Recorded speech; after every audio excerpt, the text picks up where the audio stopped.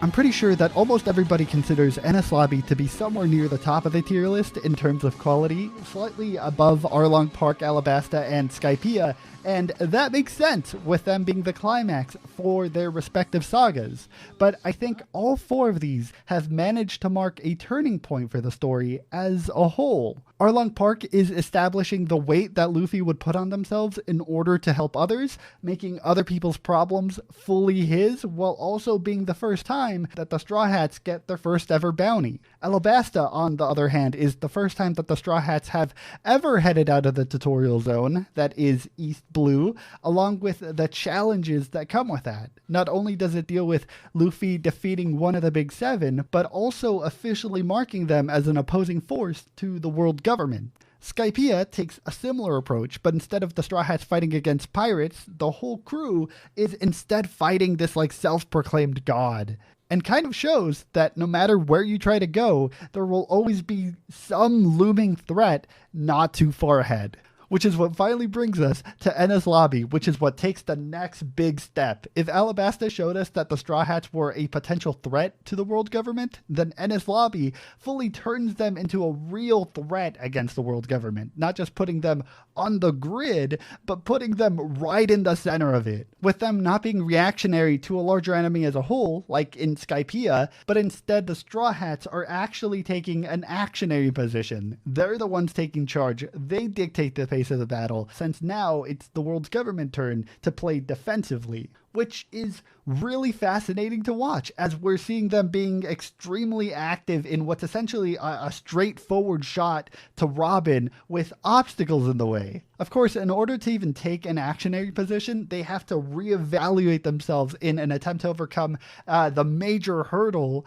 that Water 7 had finally put in front of them. That in order to rescue any crew members, they have to actually be a crew. Water 7 was practically the collapse of the crew as they slowly over the course of the arc realized how unstable their foundation truly was. It showed how impossible it was for them to recognize Luffy as a true captain, and how much Luffy themselves needed to grow as one, how much they were not taking things seriously, and how they struggled to stick together through difficult situations, truly putting into question not just whether or not the crew was falling apart, but whether it was even truly a crew to begin with. Throughout the entire arc, there were a ton of questions. Is Robin even part of the crew? If she is, then what are we gonna do? If she's not, also what are we gonna do? Are we even going to stick together? And so forth. And there's no protocol yet. There's no hierarchy. There's not any respect. So it has been building question after question to finally reach the second half of this saga, ENIES Lobby, where all of those questions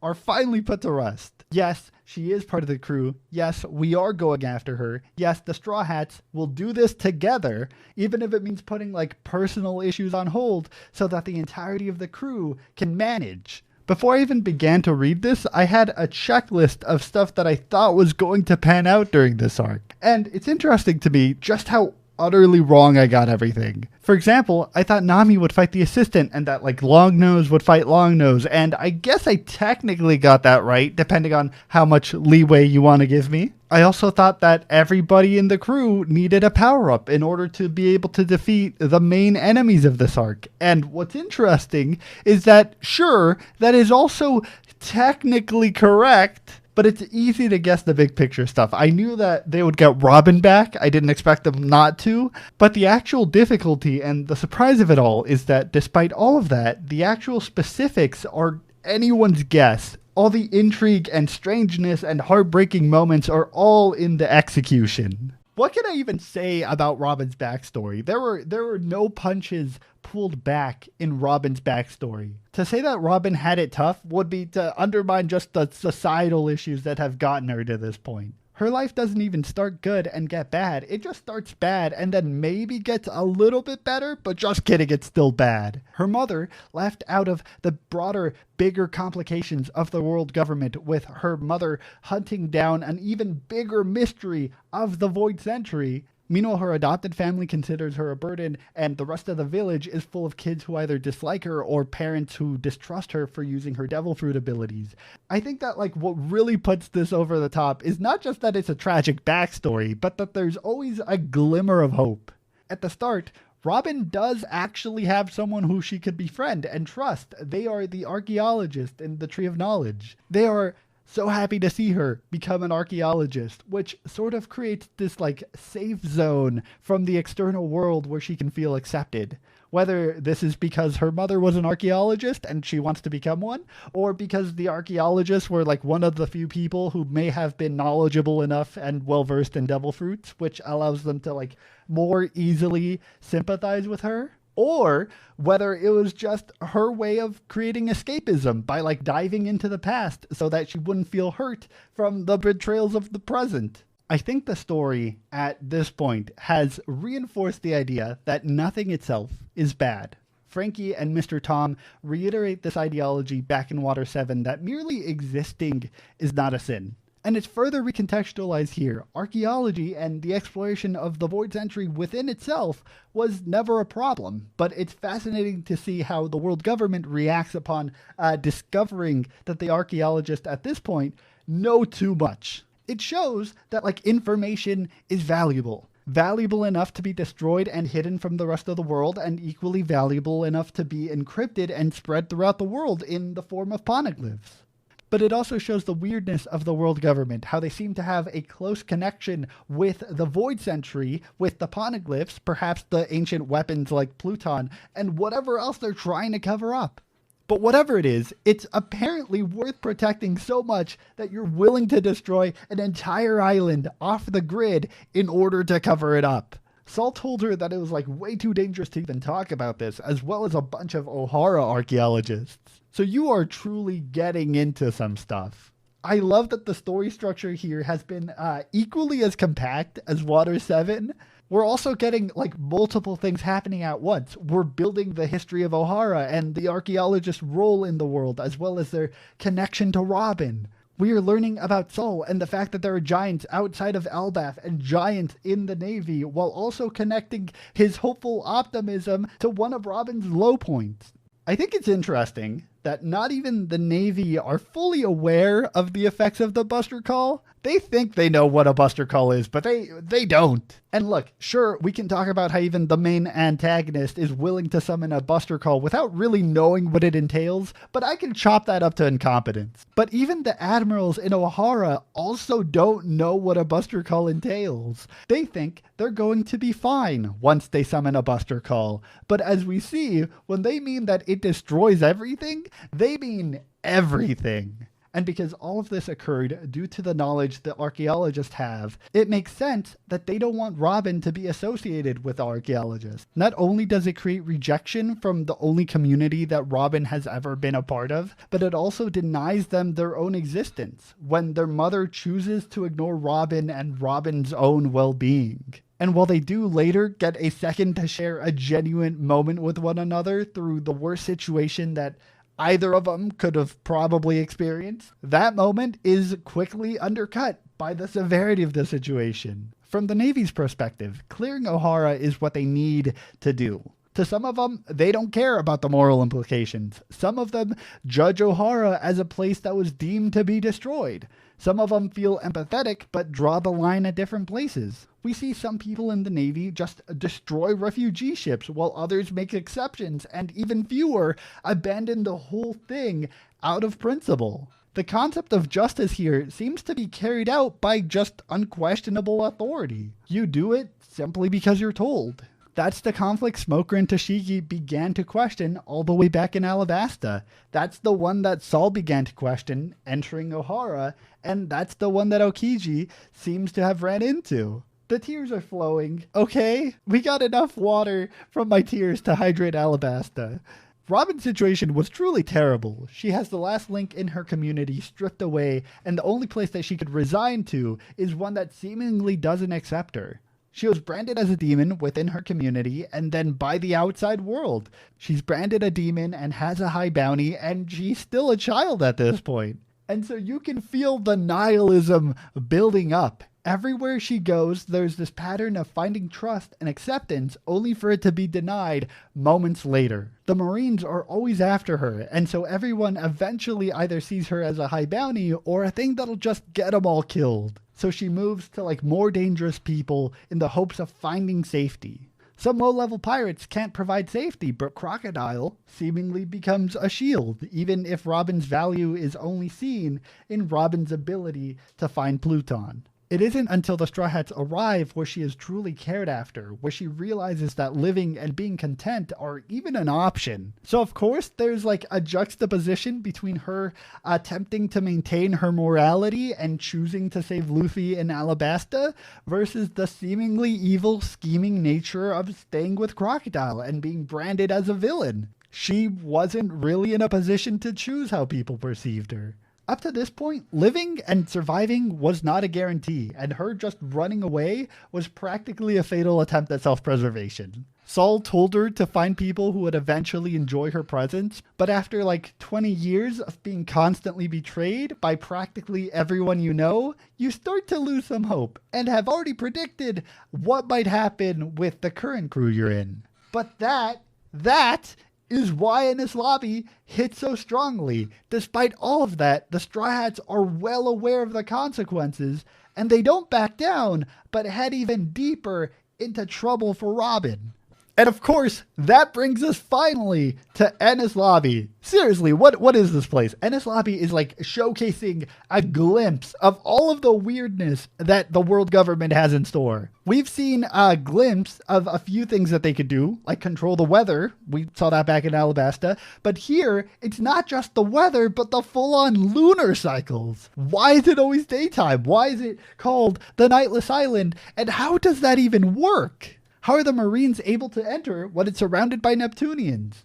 Neptunians? Do they just have, like, Neptunian repellent? What are those bigger-than-life gates that nobody explained? They have the world government symbol, so presumably they're not like a Lovecraftian concept, but I don't think that helps answer their strange presence. What about, like, the void that all of the water flows into? Not to mention the floating island. And it's not just like a floating island like in Skypiea where it's surrounded by clouds, but it is a literal floating island hovering by itself. See what I mean? It's strange to even see what kind of technology they have. How they somehow have managed to access devil fruits made by stealing them from pirates who found them. But then again, how are they able to put those devil fruits into inanimate objects? Let's talk about them breaking into Enies Lobby. It is so in character that as soon as they arrive to this island, Luffy immediately goes on ahead to cause mayhem. I think at this point there's an established connection between Luffy and Zoro where Luffy doesn't have practical leadership skills, but they're willing to rely on Zoro for that. So there's this nice dynamic where Zoro is fine being the right-hand man who usually takes the charge. Even the Frankie family says, I thought Zoro was the captain, because he's practically leading the charge. So Luffy's role here is usually to overextend and go towards the big bad, while Zoro acts more of an anchor, which takes control while Luffy's not there. It is probably my favorite crew dynamic because it truly feels like a pirate crew dynamic. It is the captain and the first mate, both of them knowing the rules and naturally go into them when they have to. Also the cavalry that backs them up. I knew the Frankie family was going to burst in there, but I didn't think the seahorses would be able to ride on land. But they seem to have no problem with it. The seahorses are so important that they have like their own mini arc to go along with it, having like their own intentions of getting back Frankie. It is actually ridiculous how far this goes.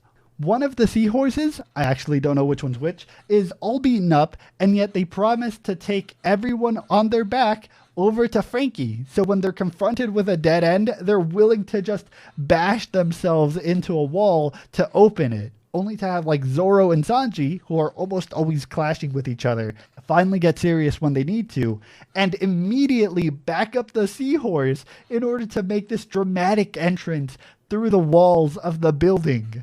Just describing that was weird. And when things start getting rough, we get some excellent world building as we connect like the Sniper King with the Giants. Not only does this make the Giants feel relevant again after like 300 chapters, but it also creates a new cavalry for the second stronger push once the Frankie family starts to lose steam. And it doesn't feel forced. It makes sense that there would be giants in Enies Lobby. We've talked about how this place is the stranger part of strangeness, It also makes sense that the giants, after so long, would rebel once they know the truth.